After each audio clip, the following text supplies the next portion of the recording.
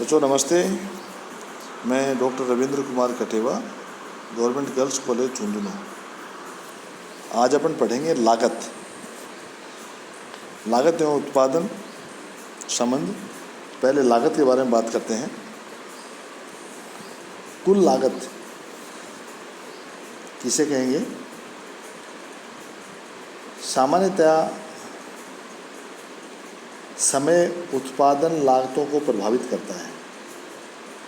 उत्पादन में वृद्धि करने से लागतों में परिवर्तन आता है, लेकिन उत्पादन वृद्धि समय तत्व से प्रभावित होती है।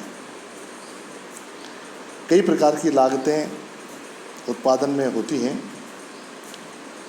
सभी लागतों के योग को हम कुल लागत कहेंगे, टोटल लागत कहेंगे। कुल लागत में सामान्यतः हम दो प्रकार की लागत मानते हैं: कुल स्थिर लागत और कुल परिवर्तनशील लागत। कुल स्थिर लागत कौन सी होती है? स्थिर लागत वह होती है जो जिसका उत्पादन से संबंध नहीं होता, यानी आपका उत्पादन शून्य है तो भी आपको वो लागत लग रही है, और आप उसमें उत्पादन कर रहे हैं तो भी उत्पादन लग रही है, और एक सीमा तक उत्पादन करते हैं तो आपकी लागत एक समान लगेगी। कौन सी होती हैं ऐसी लागतें? जैसे भूमि का लगान, मकान व भवन का किराया, स्थायी कर्मचारियों के लिए वेतन, स्थिर पूंजी व दीर्घकालीन पूंजी का ब्याज,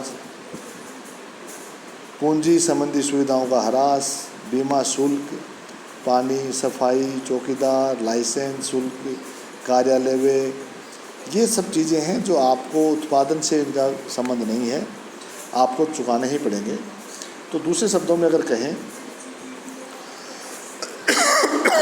तो कह सकते हैं कि स्थिर लागत वह लागत है जिसे फर्म द्वारा प्रत्येक अवस्था में व्यय किया जाता है, चाहे फर्म उत्पादन कर रही हो अथवा नहीं। इस लागत पर उत्पादन की मात्रा का कोई प्रभाव नहीं पड़ता।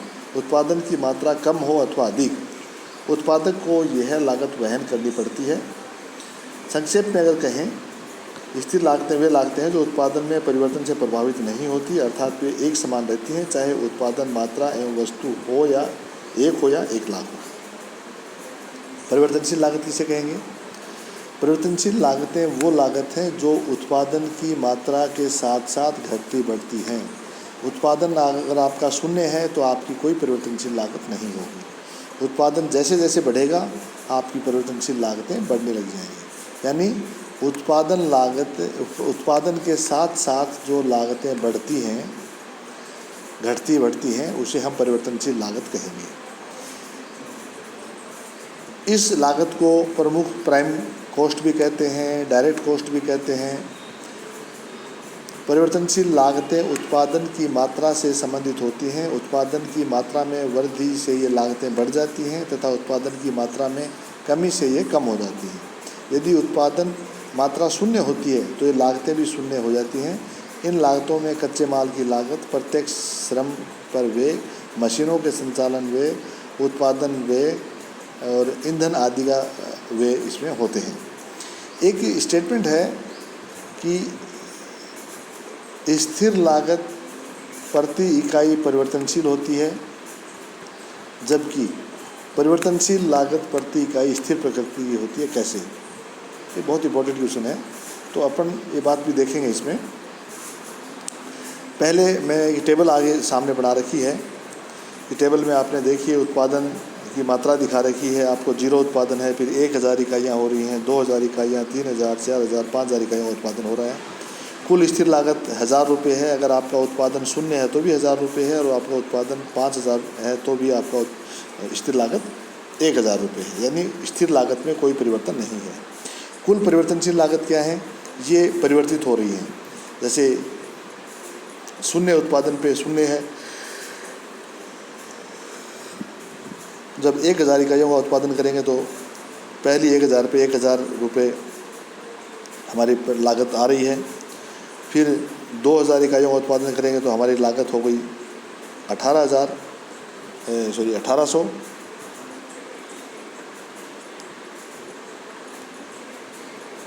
1000, फिर 2000, फिर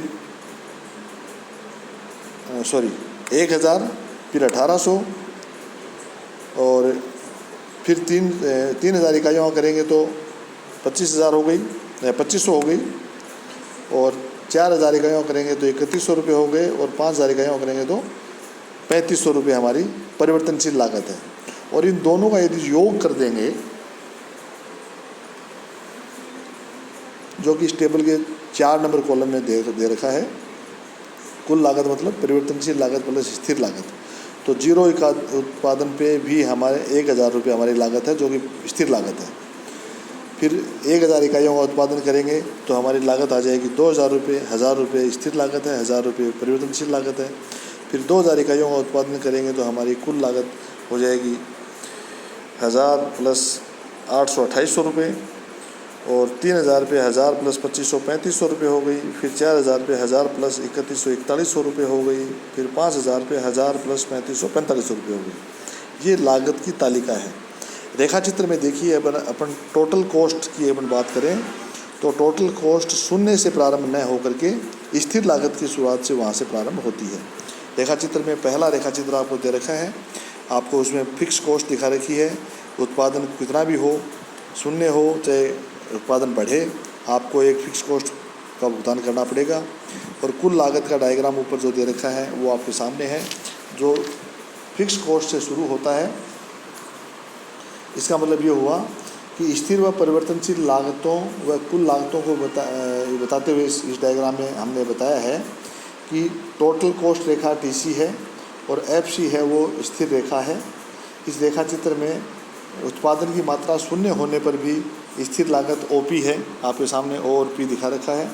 लेकिन इस स्थिति में परिवर्तनशील लागत शून्य है। उत्पादन की मात्रा बढ़कर OM होने पर स्थिर लागत OP अथवा AM पूर्ववर्त रहेगी, लेकिन परिवर्तनशील लागत AB हो जाती है। इसी प्रकार उत्पादन की मात्रा को बढ़ाकर OM1 होने पर स्थिर लागत OP AM अथवा CM1 रहती है, जो कि पूर्ववर्ती है, लेकिन परिवर्तनशील लागत बढ़कर CD हो जाती है। इससे स्पष्ट होता है कि उत्पादन में वृद्धि होने पर स्थिर लागत पूर्ववत रहती है, लेकिन परिवर्तनशील लागत बढ़ जाती है। ये रेखा चित्र में आपको बता रखा है। फिर अगले रेखा चित्र में मैं आपको ये बता रहा हूँ कि दूसरी विधि से स्पष्ट करना चाहें तो इसमें आप देखिए कि रेखा चित्र में TC रेखा कुल लागत रेखा है और VC रेखा वेरिएबल कॉस्ट रेखा परिवर्तनशील लागत रेखा है। इन दोनों के मध्य का क्षेत्र स्थिर लागत को बताता है।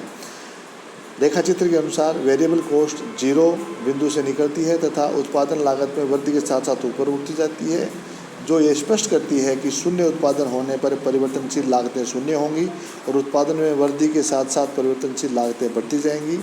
वेरिएबल कॉस्ट रेखा प्रारंभ में धीमी गति से बढ़ती है, किंतु एक सीमा के बाद यह तेज़ी से बढ़ने लगती है।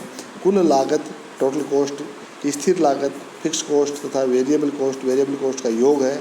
मूल बिंदु पर परिवर्तनशील लागत शून्य होने पर कुल लागत स्थिर लागत के बराबर OP है और टोटल कॉस्ट व वेरिएबल कॉस्ट रेखा के बीच का अंतर की दूरी एक समान होती है। ये आपके सामने है। तो इसके साथ ये अपना लागत, जो कुल लागत और परिवर्तनशील और स्थिर लागत है, उसकी चर्चा अपनी ख़त्म हुई है। इसको अपना आगे नेक्स्ट टॉपिक में बढ़ाएंगे। धन्यवाद।